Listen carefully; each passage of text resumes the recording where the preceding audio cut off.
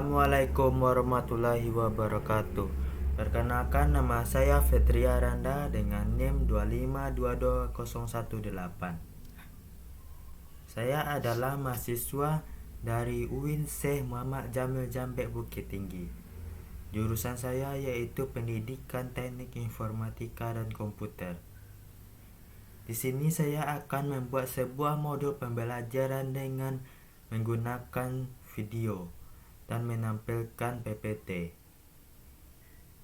Tugas ini adalah untuk memenuhi ujian akhir dari mata kuliah Organisasi dan Arsitektur Komputer.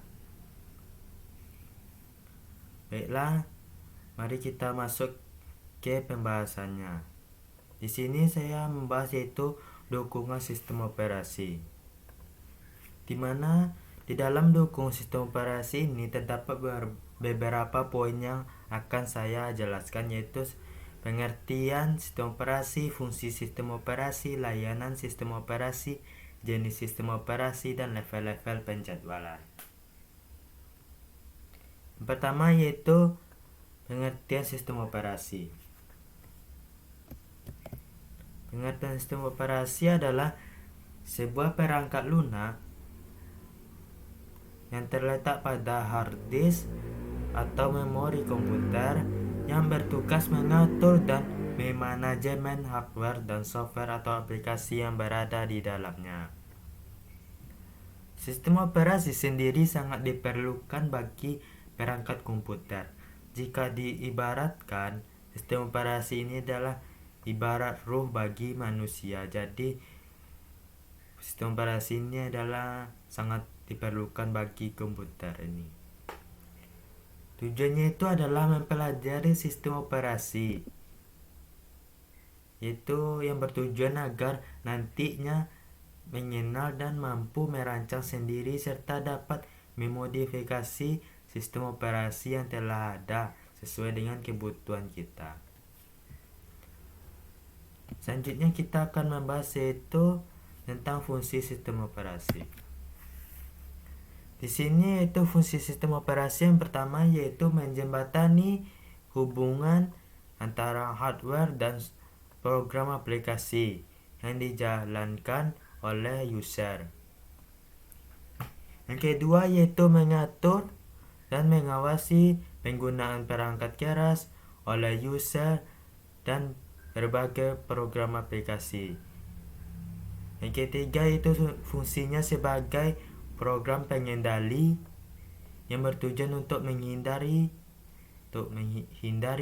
keliruan atau error dan pengguna komputer yang tidak perlu sebagai garduan yang menjaga komputer dari berbagai kemungkinan kerusakan yang ada. Yang terakhir itu fungsinya adalah sebagai manajer sumber daya hardware. Itu contohnya seperti mengatur memori, printer, dan CD-ROM. Selanjutnya kita masuk ke pembahasan ketiga yaitu layanan sistem operasi. Pada layanan sistem operasi ini ada beberapa layanan yaitu eksekusi program, operasi I/O, manipulasi, komunikasi, serta deteksi error. Sebelum kita masuk ke pembahasan ini, layanan sistem operasi ini dirancang untuk membuat pemrograman menjadi lebih mudah. Itu dirancang untuk membuat pemrograman lebih mudah. Pertama layanannya yaitu adalah eksekusi program, di mana eksekusi program ini adalah meload atau memeriksa program ke memori dan menjalankannya atau run. Selanjutnya adalah operasi I/O. Operasi I/O ini adalah pengguna tidak bisa mengontrol I/O secara langsung. Karena maksudnya adalah tidak bisa mengontrol I/O secara langsung adalah sistem harus menyediakan mekanisme untuk melakukan operasi tersebut. I/O ini adalah input output, di mana input ini adalah masukan, output ini adalah keluaran. Selanjutnya adalah manipulasi sistem berkas, di mana manipulasi sistem berkas ini ada beberapa yaitu membaca, menulis, membuat, dan menghapus file.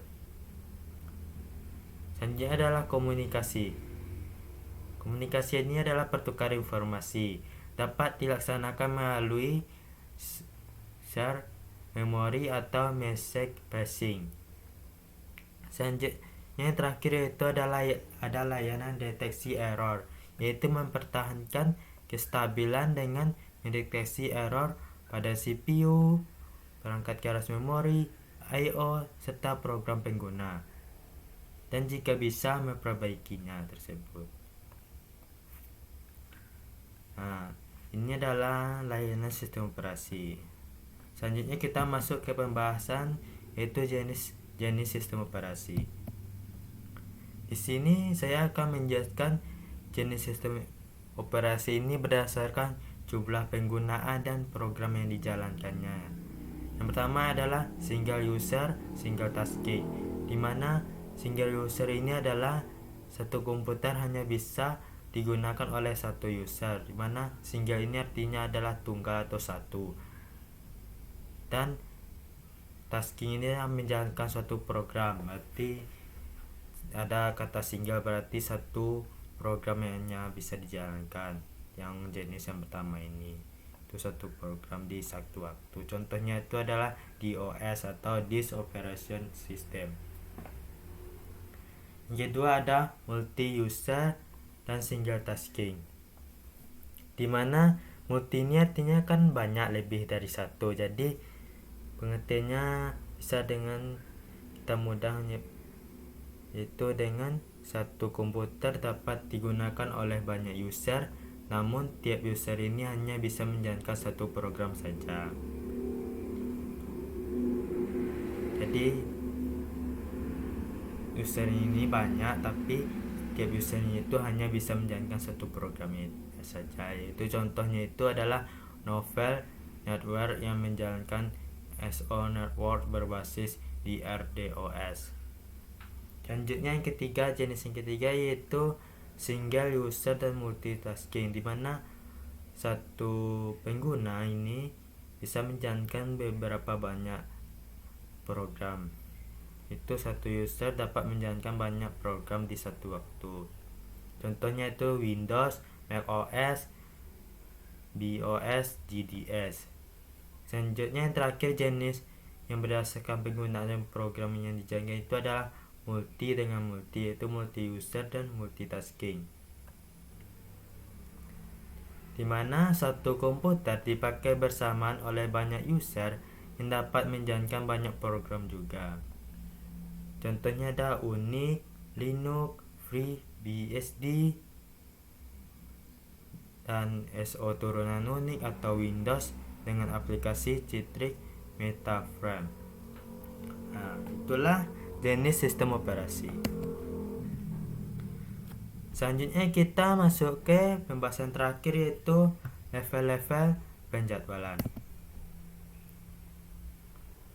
Di sini ada beberapa level penjadwalan. Yang pertama yaitu penjadwalan jangka pendek.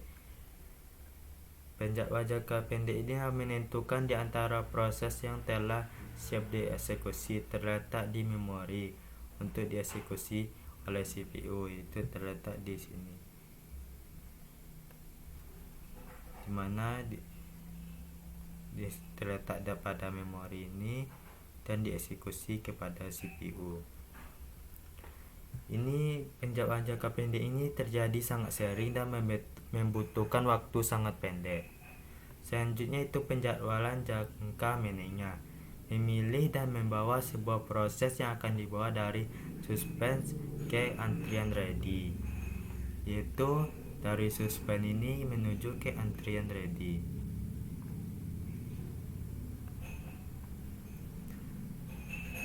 Penjadwalan ini adalah penjadwalan yang jarang terjadi dan sangat lambat, atau dalam detik atau menit. Sedangkan penjadwalan jangka pendek ini sangat pendek, butuh waktu sangat pendek, itu dalam satu waktuan milisekon. Dan yang terakhir itu penjadwalan jangka panjang. Penjadwalan jangka panjang bekerja terhadap antrian batch dan memilih batch berikutnya yang harus dieksekusi. Batch biasanya adalah proses-proses dengan penggunaan sumber daya yang intensif, yaitu waktu pemroses memori, perangkat masukan atau keluaran. Program-program ini berprioritas rendah digunakan sebagai pengisi atau agar pemroses sibuk selama periode aktivitas job-job interaksi terendah. Sasaran utama dari penjadwalan jangka panjangnya adalah memberikan keseimbangan job-job campuran. Itu dari batch ini langsung ke sini ready. Jadi penjadwalan jangka panjang ini membutuhkan waktu yang lama. Baiklah, ini itu materi yang bisa saya sampaikan. Saya akhiri dengan assalamualaikum warahmatullahi wabarakatuh.